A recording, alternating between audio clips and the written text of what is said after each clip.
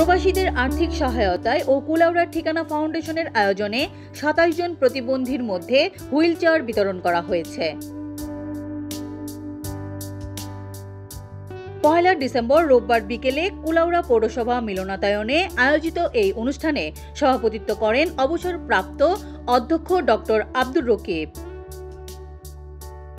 অনুষ্ঠানে প্রধান অতিথির বক্তব্য রাখেন ভূমি সহকারী কমিশনার শাহ জহুরুল হোসেন। তিনি বলেন, প্রতিবন্ধীদের সমাজের বোঝা না ভেবে মূলধারার সঙ্গে যুক্ত করতে হবে। তাদের সম্পৃক্ততার মাধ্যমে পরিবার ও সমাজে তারা ইতিবাচক ভূমিকা রাখতে সক্ষম হবে।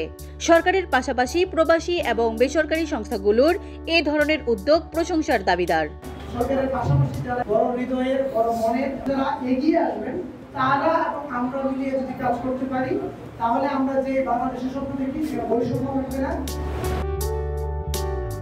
অনুষ্ঠানে বিশেষ অতিথি হিসেবে বক্তব্য রাখেন লংলা আধুনিক ডিগ্রি কলেজের অধ্যক্ষ আতাউর রহমান, নবীনচন্দ্র সরকারি মডেল উচ্চ বিদ্যালয়ের প্রধান শিক্ষক আমির হোসেন, ঠিকানা ফাউন্ডেশনের অর্থ সচিব মোহাম্মদ হাবিবুর রহমান, প্রাথমিক প্রধান শিক্ষক সমিতির সভাপতি doctor Abdul Qayyum, press club কুলাউড়ার প্রতিষ্ঠাকালীন সভাপতি স্বপন কুমার দেব, প্রেস ক্লাবের বর্তমান সভাপতি আজিজুল ইসলাম, সাধারণ সম্পাদক চৌধুরী আবু সাইদ ফুয়াদ, সিনিয়র সহ সভাপতি মইনুল হক পবন, সাংবাদিক সমিতির সাবেক সভাপতি মুক্তাদির হোসেন, সাংবাদিক আলাউদ্দিন কবির ও AKM জাবের ও ব্যবসায়ী আব্দুল হাকিম নভেল। অনুষ্ঠানে উপস্থিত ছিলেন মানবকণ্ঠ প্রতিনিধি জসিম চৌধুরী, সমকাল প্রতিনিধি সৈয়দ আশফাক তানভীর, কালের কণ্ঠ প্রতিনিধি মাহফুজ শাকিল, কালবেলা প্রতিনিধি মহিউদ্দিন রিপন, মানব ঠিকানার রিপোর্টার সৈফুল আলম সাইফুল এবং ব্যবসায়ী আব্দুল গফফার বাচ্চু।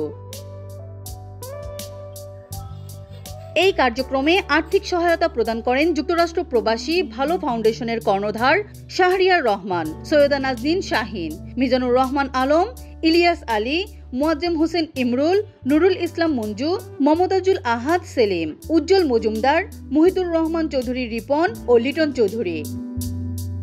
ঠিকানা নিউজ ডেস্ক রিপোর্ট।